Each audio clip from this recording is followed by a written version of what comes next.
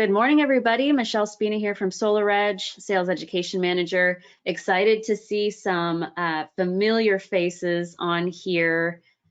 Really excited because we have a special guest this morning. Some of you might recognize him, Solar Pro Jordan Shaw. So we'll get started in about 2 or 3 minutes. The first thing I want to ask this group is shout out your territory. I think that most of us are selling in California right now, but where in California are we at currently? Put it in the questions box and would love to see where we're calling in from. Jordan, where are you calling in from? So I'm actually down in Menifee, California, just north of Temecula, about an hour from San Diego. Nice. All right, we have Inland Empire, San Diego, Bay Area, whoop whoop. Cool, Desi, north of LA, right? I think. Sacramento, okay. Costa Mesa, great. Fellow Californians. Okay, can you raise your hand if you can see my screen as well? Just use the raise your hand button. Nice. Thank you, Frank. All right, well, I think we're in business. We're gonna wait a couple more minutes. We have a lot more people coming in right now.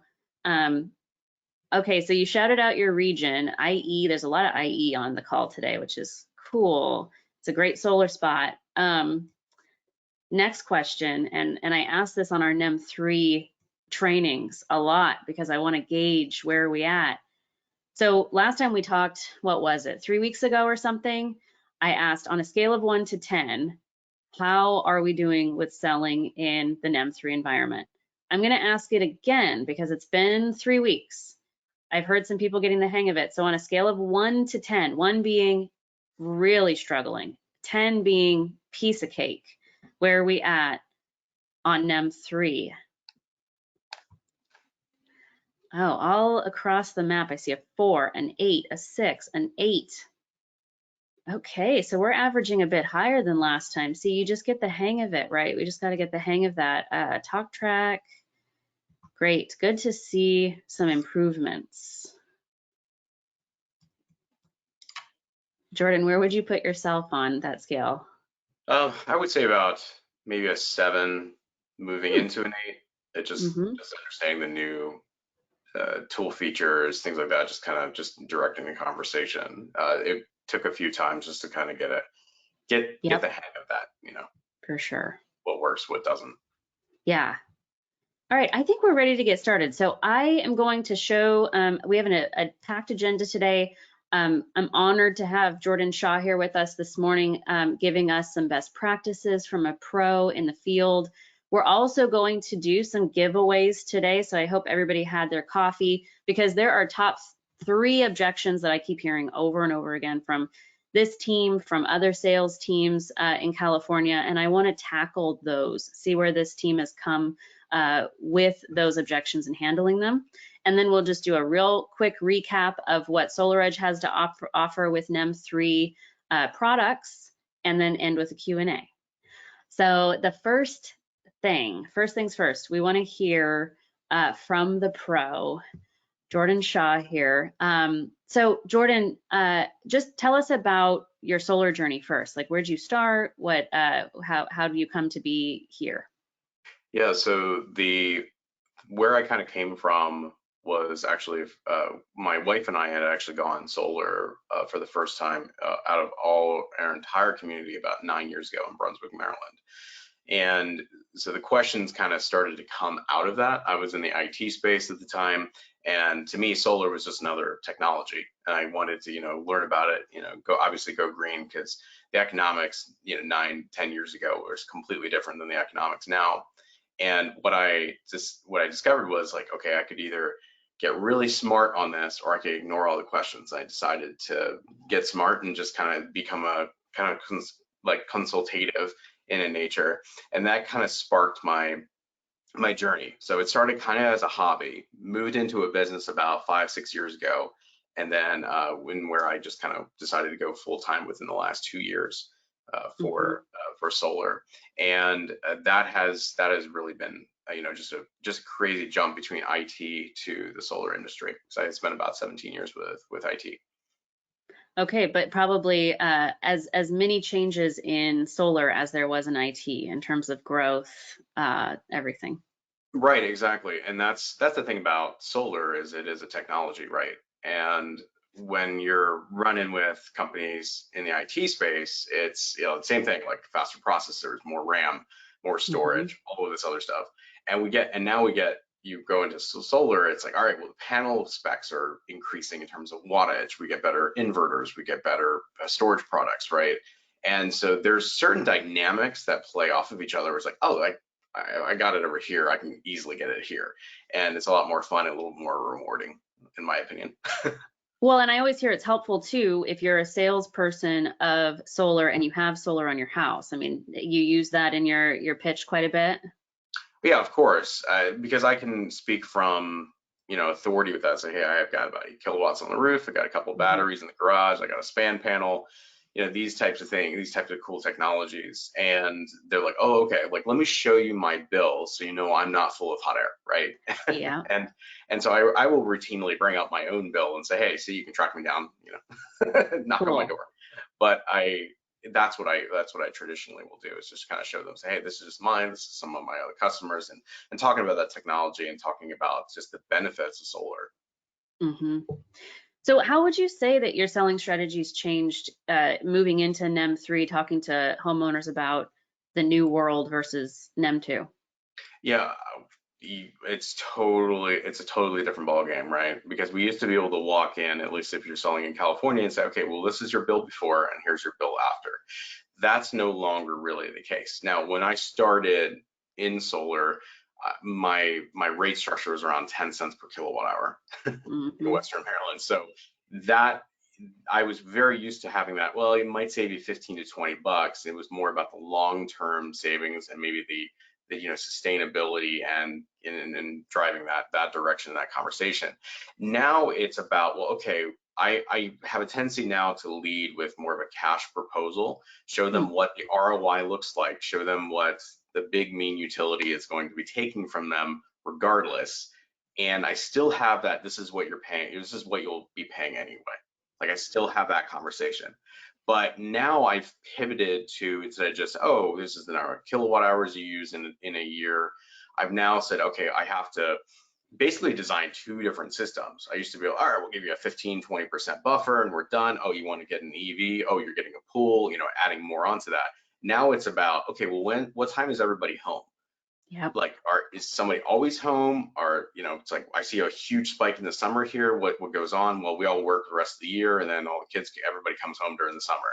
And when you have that spike, you're like, all right, there's no way I'm getting over that hump, and I need to just tell them, hey, you're gonna have a bill in the summer. So the conversation now is about shifting to more consultative approach in Hmm. terms of two separate systems. Hey, let me tell you why you need battery storage. Let me tell you kind of what's transpired. And as soon as I tell them that I'm going to put them in a protective bubble and that they don't have to have, worry about flex alerts or time of use costs, things kind of shift and say, this is beneficial, actually. This is the direction we need to go. And here's what it looks like from a return on your investment. You're going to get your money back in X number of years. It's still better economics than what I was expecting. I think when we all heard NEM 3, we all freaked out a little bit. And then we had to realize, you know what, Hawaii's already gone through this. We'll be fine. We have more rooftops. We have rate structures that continuously will increase. But to me, the conversation is shifted from the, hey, here's your immediate savings to, let me show you your total cash flow, your total ROI. Let me show you why you wanted this from a protective bubble perspective for your energy needs. That's how it's switched. It's not just boom, all right, this is what you got. It's like you got to get away from that. Gosh, you had a lot there. So you said that the actual ROI was a bit better than you anticipated when we were first talking about this switch. You're seeing it to be a little bit of a pleasant surprise that it's not as bad as you thought. Well, I think part of it is we were all going off of some of the good costs of the batteries at the point with Yep. backup and things like that. And when we've aligned self-consumption and some of the discounts that some of my partners have, like a partnership through my one company that has with SolarEdge, Mhm. the economics is like, okay, that's actually not too bad because we had like dealer fees and stuff. I actually Yeah. think the struggle right now is more about when somebody goes into that consultation from a homeowner perspective, thinking solar might instantly drop their bill, and all of a sudden we have these interest rates and dealer Yeah. fees that have just really, that to me is the harder of the two. When you go in and you show them maybe the cash price and they're not ready for cash, that's okay. But I say, you know Mhm. what? It's better to show them that because you're going to show them the maximum savings potential they can have, and then we get creative. So what I meant by pleasantly surprised is like the discounts on some of these battery tech. I mean, I think everybody in the industry said, all right, we can no longer make all this extra money in these batteries. It's now about, yeah, we'll still make our money in the PV, but we need to do what's right for the homeowner. And Mhm. some of these ROIs I was seeing like 5 to 6 years actually easy. Actually, SDG&E territory, I had one that was right around 4 years, which was blew my mind with $500,000 in savings. It's cash purchase of north of 75,000, and Mhm. you still can't you still can't argue with those numbers.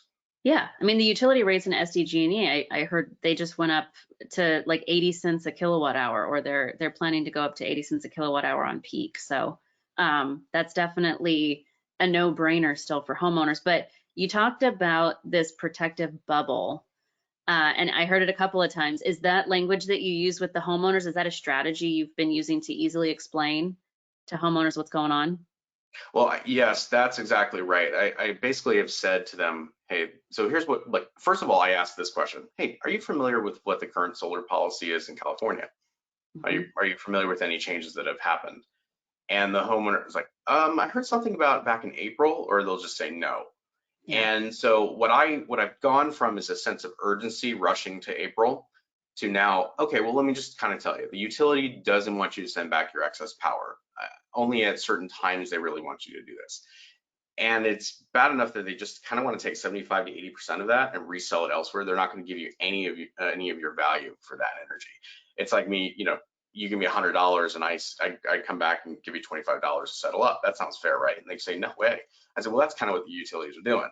But when we put you in a protective bubble with storage, now you have this ability to just run 24/7 potentially off of your own power and mitigate those extra costs. And when I frame it that way, it went from, oh, shoot, I missed out on NEM 2 to, oh, that makes a lot of sense. Like NEM 3, okay, so now I don't have to worry about what they do. It generates a sense of comfort with that. And then all of a sudden my conversation is, well, would you want self-consumption or would you like to have backup? And Hmm. that jump between the two isn't that big of a price difference. So now it makes it a little bit easier. Saying, okay, well, I'm just going to show you what's optimal. And by the way, we're preparing you for the future if you wanted to back it up, add additional capacity. I frame it to the point where we're saying, okay, you know what, this isn't a perfect science per se, but we're going to get you as close as we possibly can because that's what's important. But yeah, the protective bubble I find is kind of a key term that I've been using. Gosh, that was the best summary. I mean, I'll just kind of bow down to you a little bit because that was gold. I mean, there were some people on this call just now that was putting in no brainer. That's so simple in the chat box. And yeah, your way of thinking in that the biggest challenge I see with sales reps is sometimes they have that solar baggage where they come into a home and their mindset is this isn't as good as it was in April or pre-April, and so they're kind of somewhat apologizing to the homeowner about the solar that they're getting today versus before. And you really put it down to where it's like, no, this is a no-brainer today, just like it was before. And you're not talking about the past. No, because to be honest, the only people that are going to have that, oh gosh, it's more expensive, are individuals that actually looked at a similar size system within the last year. Hmm. That's it. They're going to notice the price Right. differential with the storage. Anybody that's just looking at it, it's like we've reset the clock slightly in terms of solar costs. And honest, I'll still be honest. I think the biggest struggle we probably have is just interest rates and getting flexible around different financing packages. As interest rates started climbing, just on PV itself, I was doing, I'm sure many of the reps out there were doing this too. I was doing 12 to 15 year loans, like left and right, like Yeah. 6% just easy stuff. I mean, that was like, people were like, well, the interest rates might come down. I want to pay this off faster. They were okay with a little bit more of a bill trade-off. And I think that's what we're going to have, is a little bit of a bill trade-off, because then we can show them a 5-year forecast, and all of a sudden they're like, oh shoot, yeah, you know what, it's true. It's been increasing every single year. He's right. And if you cling to the past and you have that mentality of like, you know that it's more expensive, they're going to see that. Mm-hmm. And they don't know they don't know any better.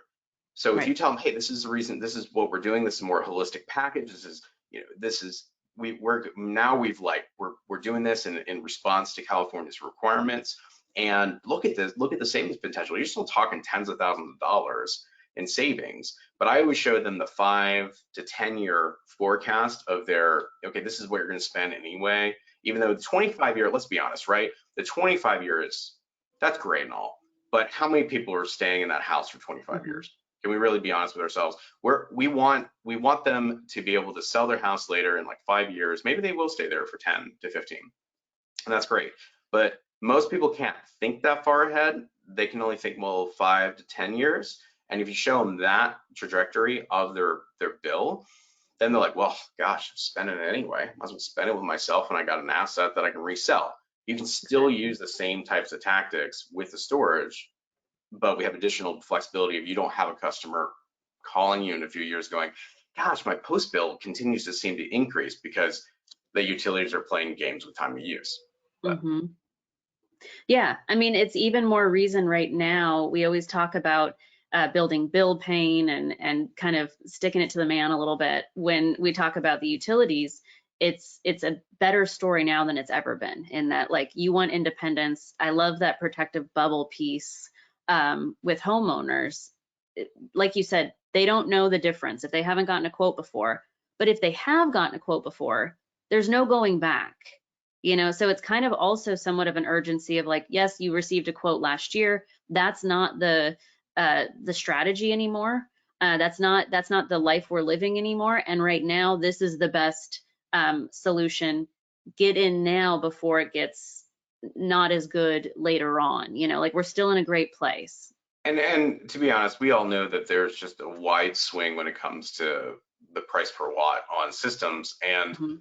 you don't know what that, even if they got a quote before, you don't know what unless you do investigative work, you don't know what the interest rate was that they had at the time. Were they True. paying a crazy, buy down for a 25-year 1.99 at the time? So it's all perspective and relative. It's all about the value of what you have today. And with the fact that we have this energy storage, I'm really excited about the future, because this is how improvements get done. The amount of Mhm. money that's now going to get pivoted towards battery storage, we're going to get bigger, better systems out of the fact of the amount of R&D that's going to be able to go into these, and it's going to get better. Yeah, I agree. I mean, I do have a question for you, just curiosity. Has it changed in terms of the bill size you're looking for with a homeowner? So if, say, someone asks you that about going solar, and they say they have a $80 bill, which I know in your area probably is extremely rare. But is there a bill threshold that you're looking for that's potentially different in NEM 3?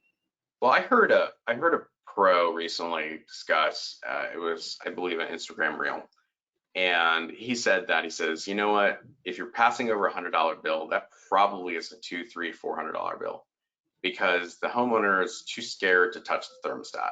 traditionally. So in reality, we still need to ask the question of, well, are you using your air the way you want to? Are you putting in a pool later? Is people moving into the house? What's the elements? I wouldn't pass over a bill like that per se, because even if, think of it this way, if it's that small of a bill, that means their system size is going to be relatively small, which also translates into, well, you have a higher probability of that homeowner wanting to pay cash for it. Because if they're looking at something like that, they're not really looking at reducing their bill, are they? Right. Usually. So I'm not avoiding that type of bill size per se. You know, and we're about to hit the summer, so everybody's going to have amnesia, right? They're all going to forget the AC costs money. We're still going to have that pain point building into the summer here. Mm-hmm. But those individuals, we just need to to me, I would just say always leave with cash, especially with those. I mean, that's going to be my strategy. Assume cash and then kind of not let them figure it out, but figure out, you know, like, okay, do you have, you know, do we have a credit union? You know, does Sunlight have a good option or good lead, whoever, you know, whatever the financing company is, and just kind of start working with that. Because a lot of times these homeowners also have great equity in their houses too. So you don't know what access they have, you know, from credit line perspective. So I wouldn't avoid the small ones because those might be just your quick, hey, they want to cut a check for it because it's like, oh, was that 24K? Okay, sure. True. Or whatever, right? Yeah, that's great advice. Speaking of advice, team, we have Jordan just for a couple more minutes. I'm going to ask one major question for him, but if you have any questions for Jordan before he leaves us today, please put them in the questions box so I can prioritize them. Carrie has a good question here. I can answer this within the presentation afterwards, but I would love to hear your answer, Jordan. What is the difference between self-consumption and backup? So I actually made a video that's less than 30 seconds that is attached to every single, not attached, but it links to my YouTube channel every single time I send a summary now, because it talks, I define it in terms of self-consumption and resiliency. And really the difference between self-consumption and resiliency is self-consumption is just the act of consuming power when the sun goes down or when your solar system cannot produce enough to compensate. So the batteries basically take over and put yourself into a gridless or less grid dependent setup. Resiliency is grid fails and you need to be able to run your most critical workloads. That gives you basically keeps you powered through the night. It's the ultimate peace of mind. That's what I say to the homeowner is resiliency is peace of mind. Self-consumption is bankability, really. Yeah. Great way of narrowing it down. And that's on your YouTube channel. I'll make sure to send that video out as a follow-up after this so we can see Jordan really put it down for us. Okay, so here's my big question for you. And team, if you have any, please put them in the chat box. If you were asked to give your top 3 tips to a new salesperson that just started selling in California, what would they be? I would say keep it simple. Don't go into the weeds. You're instantly going to confuse the homeowner if you try to talk specs. They don't care. They just want to know what it's going to do for them. Unless they are like an engineer or something, then you'll want to go in the weeds. I would say definitely don't. I would say definitely don't. I had this. don't treat it like an NEM. Just don't. This is net billing. This is a whole different ball game. So exercise caution. Ask questions. That's like the second. And then just get ready to have longer conversations. Something I immediately noticed through the few conversations I've had is my normal timeline going through the discussion was a little bit longer.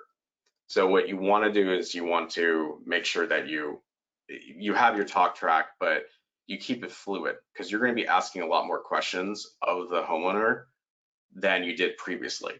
Before you were the expert, oh, this is what you used on the annual basis. Was there any changes? Are you adding a pool, EV, right? Now it's when are people home? You know, you're asking these other types of probing questions, and now you have to be prepared to explain kind of what transition, keep it simple, but saying, okay, this is what I anticipate for you, and making changes on the fly. You're not going to be able to just go in with just a templated system. If you go in with the same size system every single time, you will have people calling you later upset. And you need to remember that one bad experience obviously it reflects on everybody.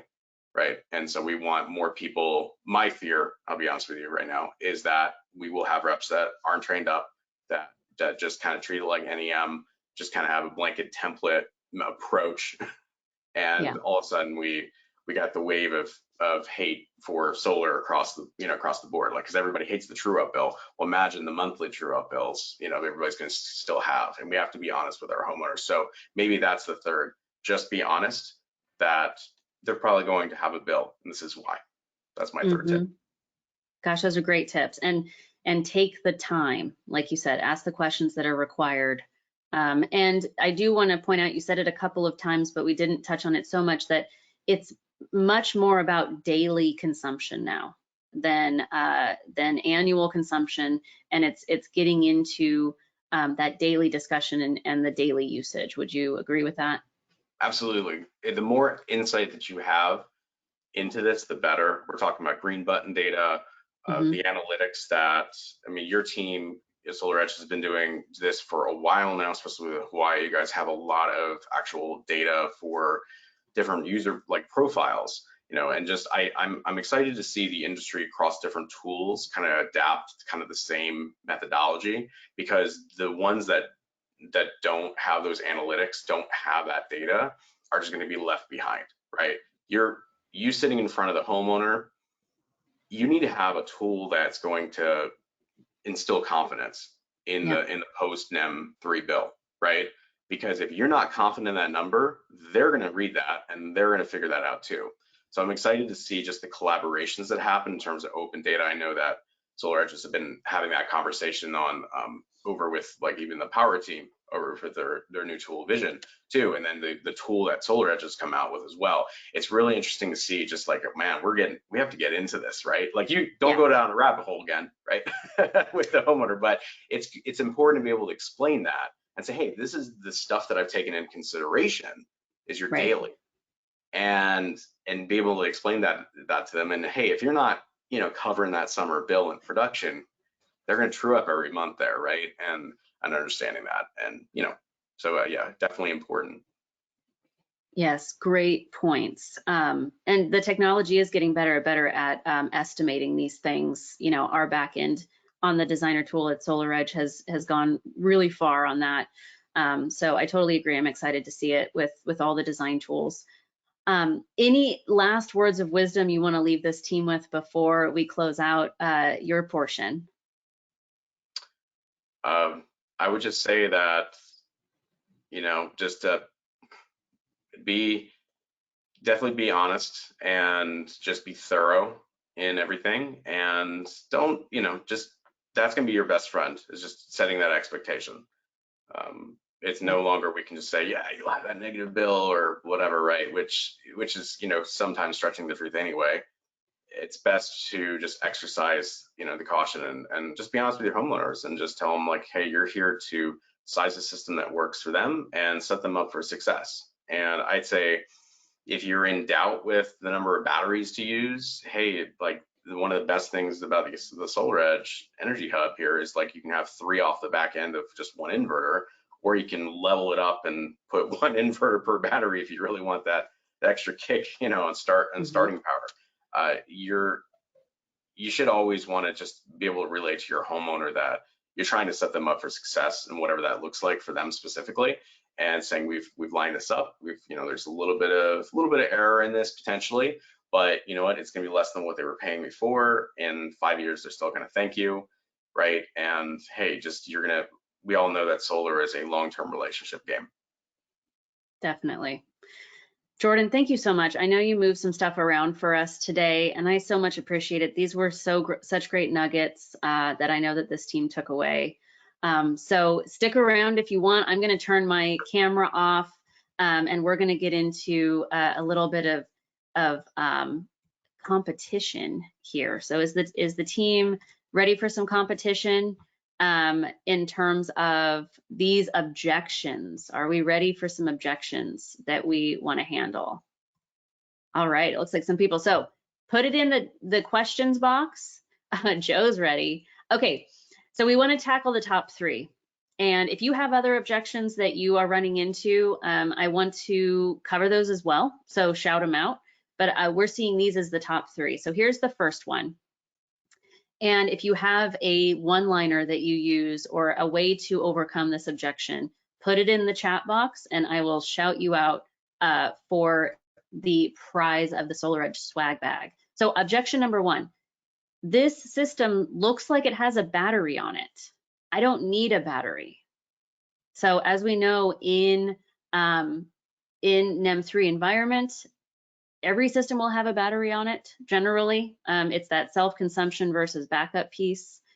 So the self-consumption battery is going to be used as, a bucket to store energy and allow us to use it at night. And this customer said he didn't have blackouts, but he sees on the proposal that it has a battery on it.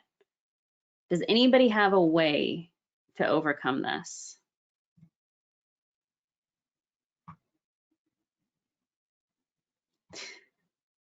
Jordan has a way. Jordan already put in the chat box. So Jordan, if you're still here, would love to hear your perspective on this. And then if anybody else has a way to overcome it, let us know. Sure. So this is actually part of the opening conversation that I already have. Is I asked the homeowner, hey, are you familiar with, what has transpired in California? And I wait and listen for them to give me a response. And then I go into the energy conversation of, well, the utility really doesn't want you to export your energy. So for it to make financial long-term sense, is we need to actually put battery storage for self-consumption. So that way you are banking your energy needs. And what I do is I get that out of the way right up front. And then that makes the rest of the conversation go easier because now they're like, oh yeah, okay, that makes sense. Great point. So you bring it up front, because if you had gone through the entire conversation, didn't talk about storage, how they utilize their energy today in a new environment, this customer might be surprised when they see that there's actually a battery on the proposal. So definitely key here is to start from the beginning on how that actually will work for them, so they're not surprised at that. I will read some of these awesome examples here too that are in the chat box. So shout out to Mitch. This battery is your mini power plant. It functions to save your solar power from the day and allows you to use it at night when the rates are higher. Great way of summarizing that. John, shout out. I hear you. To make solar have the biggest ROI, a battery is necessary, plus the monthly payment will still be less than you're paying your utility monthly currently. So definitely usually the case. Joe, the battery avoids high peak time of use rates. The battery gives you the amount of backup you need if the grid goes down. Don't lose $1,000 worth of food. Okay, so Joe is pushing on the actual value of backup as well. So as Jordan mentioned earlier, the delta between self-consumption and backup power is not that substantial. If that homeowner wants the resiliency, and they want to be able to have power in an outage, just pushing on that backup piece is a great way of doing it and selling the value of that. To summarize, just quickly, in California, we use the battery differently, right? A battery will allow you to have energy independence. It allows you to become your own power plant, and it gives you immunity to changes in energy policy. It's that protective bubble that Jordan mentioned. And truly, for our homeowners, it's going to allow you to store the energy you produce so that you can utilize it at times that are most advantageous to you. So the energy company, the electricity company, is not going to be giving you the value of that electricity than what you are charged for it. Just like Jordan mentioned, I give you $100 in a loan and I give you $25 back. So it's not going to be that value. It's going to be 75% less than what they're charging you. So being able to explain that to the homeowner up front is key. Everybody that brought it up in the questions box hit the nail right on the head, right? We want to store this energy during the times of day where you're producing the most from your solar system, so that we can then transition from solar to that stored energy during those high peak rates and power your home during the nighttime. This is probably when those conversations come up that Jordan mentioned about daily usage. What is the homeowner's usage habits on a daily basis? When do they use the most energy? And this is allowing them to become their own power plant. We don't want to export to the grid unless it's advantageous to that homeowner. All right, great job. Shout out Joe, John, and Mitch.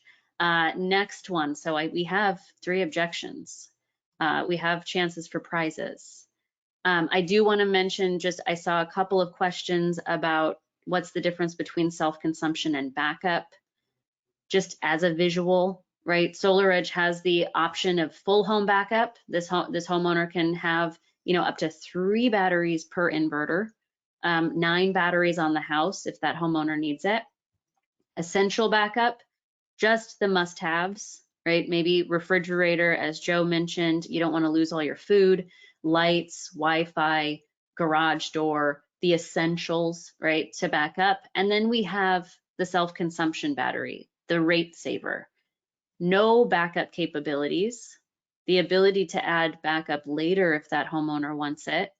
But this is now kind of the new solar only in California, because we want to be able to store that energy and use it when those high peak rates hit. Essentially, we don't want to touch the grid. We want to be able to use our own energy. All right. Oh, Kevin, great question. So before we get to the next objection, explaining the monthly true-up bill. So just to confirm, and this is an expectation to set with our homeowners, right? So if that homeowner owes money in a particular month, so a lot of times it's in, the winter months, or to Jordan's point earlier, if they're using much more in the summer, they might owe some money to the utility company on a monthly basis. Previously, before NEM 3 hit, that homeowner was going to get an annual true-up bill, right? So it was going to even out all of kind of the debits and credits throughout the year. And then at the end of the year, they would either owe a little bit or they would potentially get a little bit of credits back from the utility. It was an annual true-up bill. Now, it is still, the credits still roll over if it is a credit month, if they're producing more than they're utilizing. But if that homeowner owes anything within that month, that is now a bill on that month. It's not a statement, it's a bill. So they owe that money on a monthly basis if they do have a utility bill. So that's what the monthly true up is. All right, are we ready for the objection number 2? This one's tough. So objection number 2, how do I know what my actual savings will be? So we've had some challenges, right? Because the rate schedule is so all over the place. Homeowners are paying a different rate or getting an export value at a different rate every single hour of every single day, pretty much. So it's a little more challenging to know what the actual savings will be. Does anybody have a way to overcome this or a way to answer this one?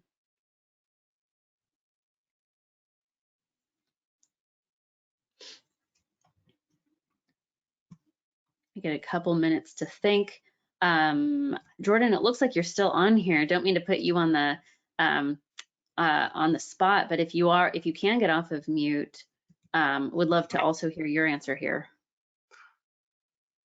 I mean, that's one of those forecasted answers, right? Say, well, utilities on average increase X percentage per year, but let's just take a look at what they've done over the last 5. And when you put it into that perspective, the savings potential, then they're like, okay, you know what? I think I'm really going to have good savings. They automatically go, well, the utility has done me no favors over the last 5 years. Why should I think they're going to do me any favors in the next 5? Yeah. And then you can also pivot this and say, well, to optimize your savings, is there anything that you can do in the middle of the day? Or, just to have those different load shift conversations and say, hey, if somebody's home already, like you're always used to trying to do it after 9 p.m. I want you to get you out of that mindset. Around 4 to 9, you can utilize your energy, but anything that you could utilize outside that is actually the most beneficial. In fact, it's more beneficial if you can do it in the middle of the day. You want to capture all that excess energy either to your home for usage or to these batteries. So there's a way to kind of pivot on that to say, you know, nobody really, honestly, everything's always been kind of theoretical on the savings anyway. So that's why I pivot and look at 5 to 10 year savings potential, and then what the utility's actually done, and then how they might be able to eke a little bit more savings out of their system.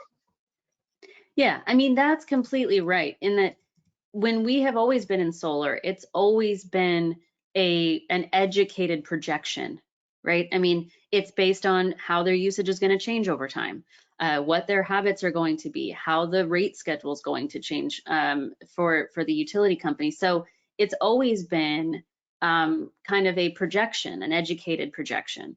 Same thing here. You know, we talked about the different proposal tools, the different design tools that have all of this built in the back end that are making educated decisions. I do want to read, Mitch is over here. The utility company has intentionally created a system that's difficult to calculate, but we have experts that have done some wizardry to do our best to calculate as accurately as possible. These are numbers we are giving you today. In addition, the one thing you can count on with the historical data is that they're going to raise your rates again and again.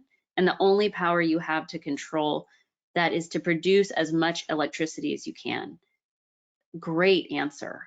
You know, I mean, to Jordan's point, like we have never seen the rates go down.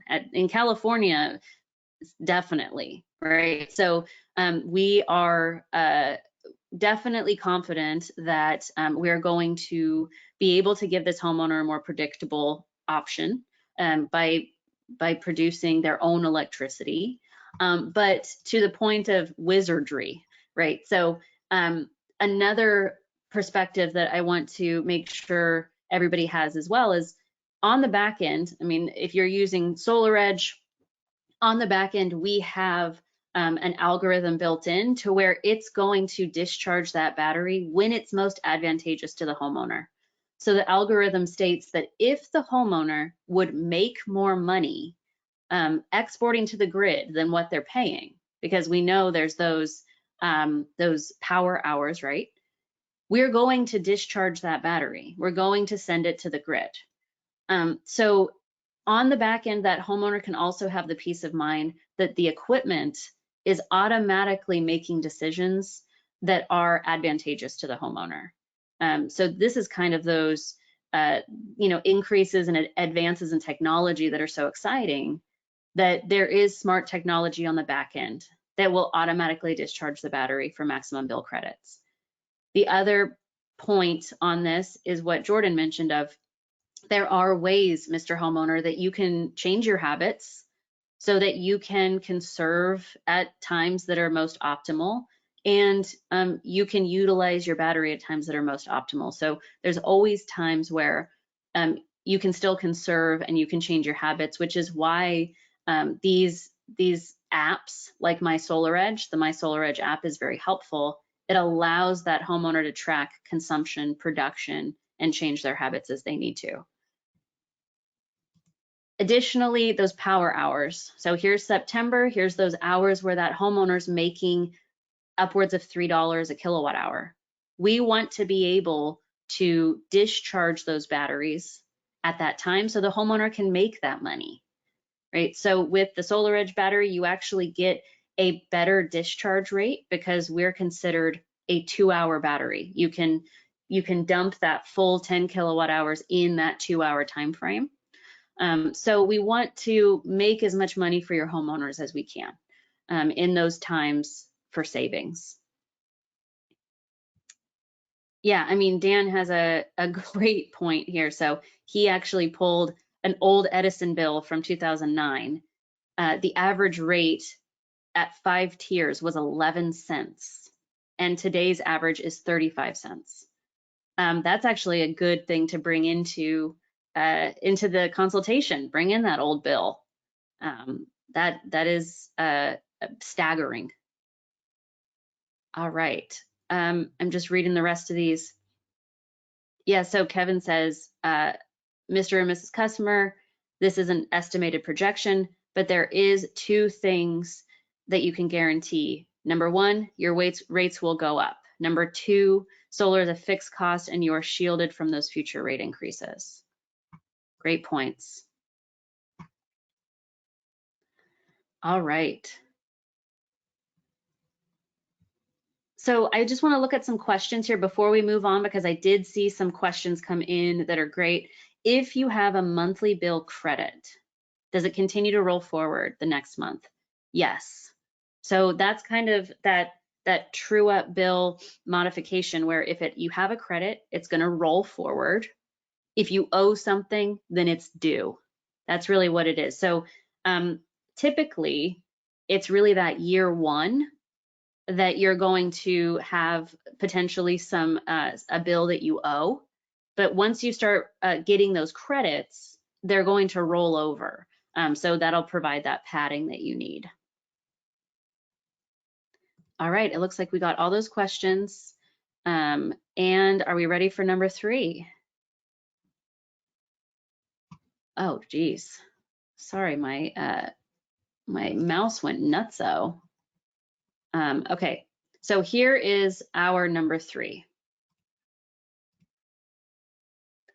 I think I'm gonna wait to go solar until the interest rates go down. It's our favorite one, right? Jordan brought this up earlier too.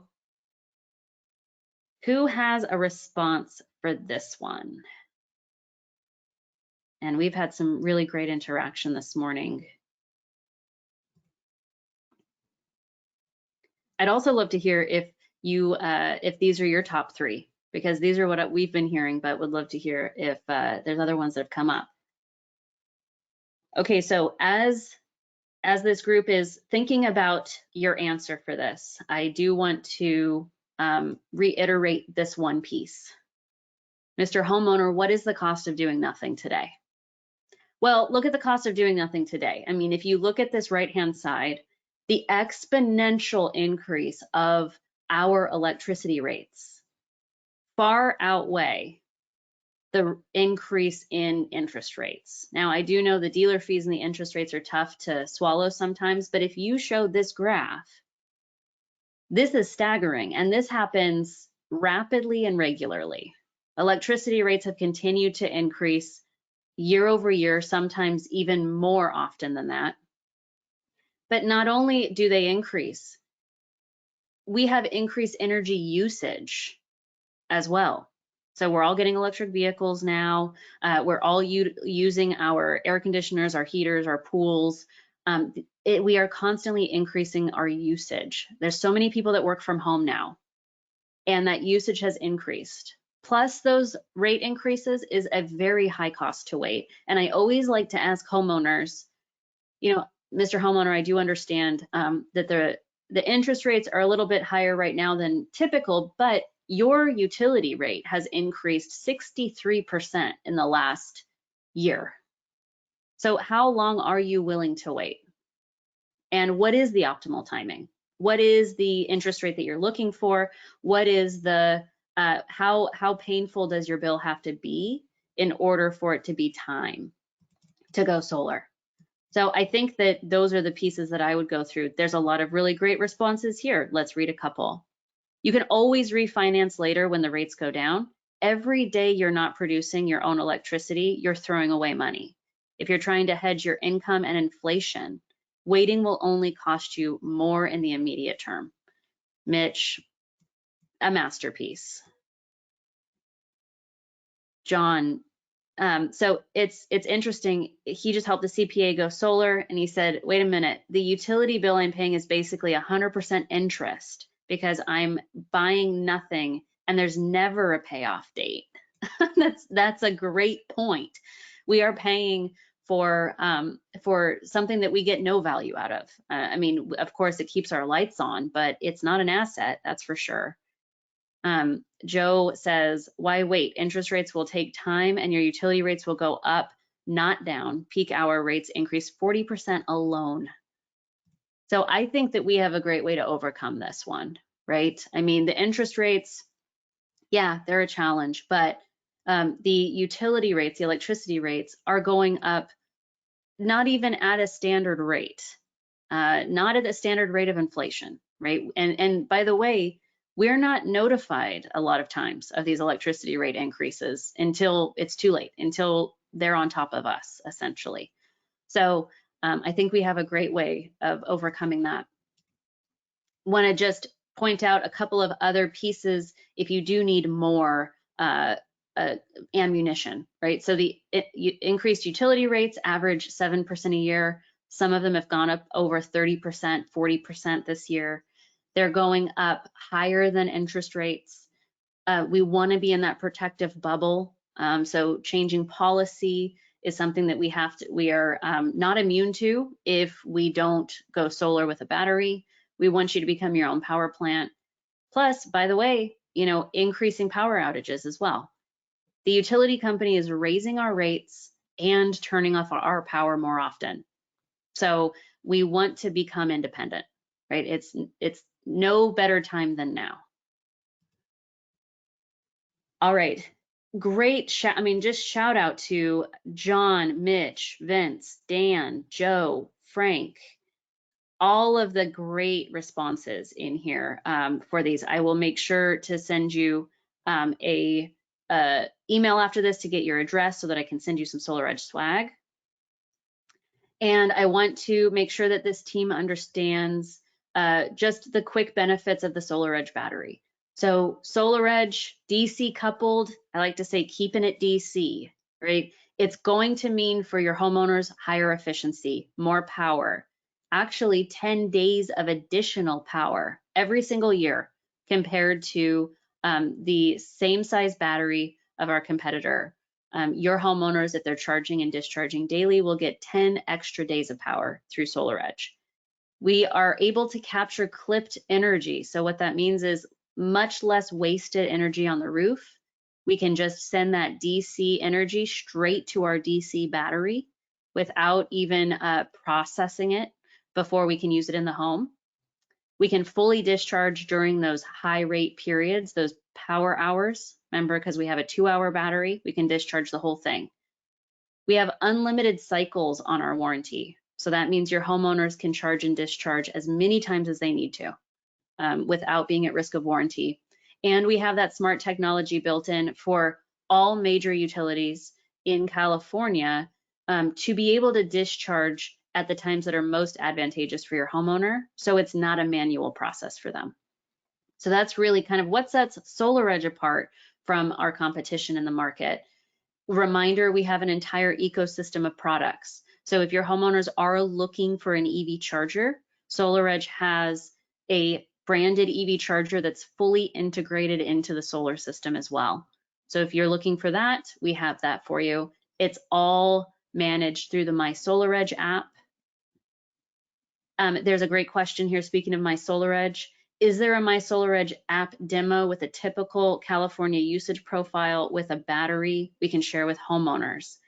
Mobile, so if you download My SolarEdge, there is a battery system in there. It's called Battery Demo. Actually, it's in San Jose, California.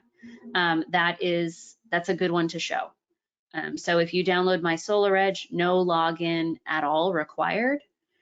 You can just go to the button at the bottom that says Demo Sites, and the battery demo site is the one that I'm thinking of. So here's that DC coupled conversion. We have 1 conversion of energy versus 3 conversions of energy. So what this means is higher efficiency. It's that 10 days of free power because we're only converting once. In an AC coupled solution, you're converting 3 different times before that energy can be used in the house. Every time you convert, you lose a little bit of that energy. We want to be able to harvest as much as possible from the roof and convert it at one central location for the homeowner. Main panel upgrades, biggest pain in the butt in California, right? We also want to avoid a lot of those main panel upgrades. Our inverter allows us to do that because we wire everything through that inverter.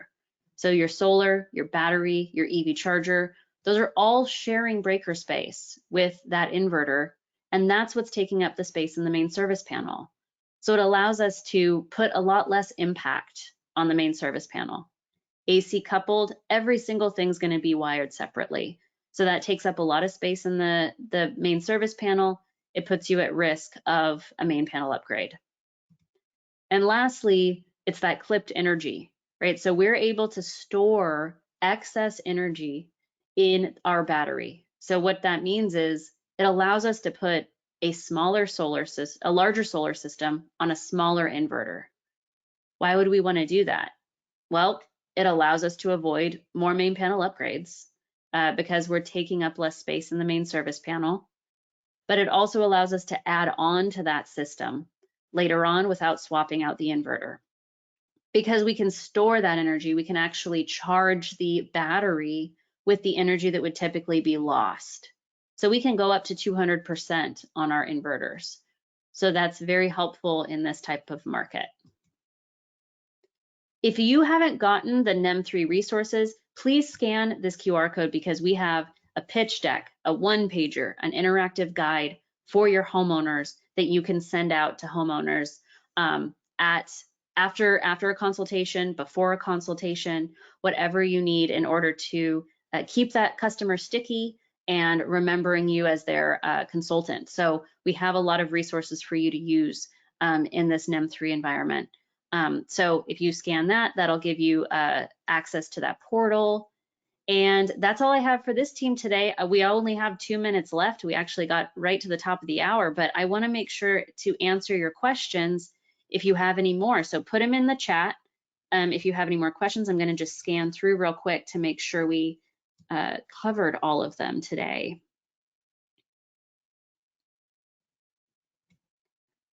It looks like we covered all of them. That's awesome. All right, well, I'm gonna give you 2 minutes back to get a coffee refill then, and I will send out the recording of this right after this, and I'm also gonna send out that video that Jordan mentioned about the self-consumption versus backup that's on his YouTube channel, because I think that'll be helpful for all of us. Thank you again, Jordan Shaw, for being our guest today. A lot of great nuggets that I even took away, and I hope everybody got a lot of value out of it. We will see you next time. We do have an event on the 27th. In the follow-up email, I'll send a link to that as well so that you can register. We're all going to get better at this together. I appreciate everyone's attention and interaction today. We'll talk soon.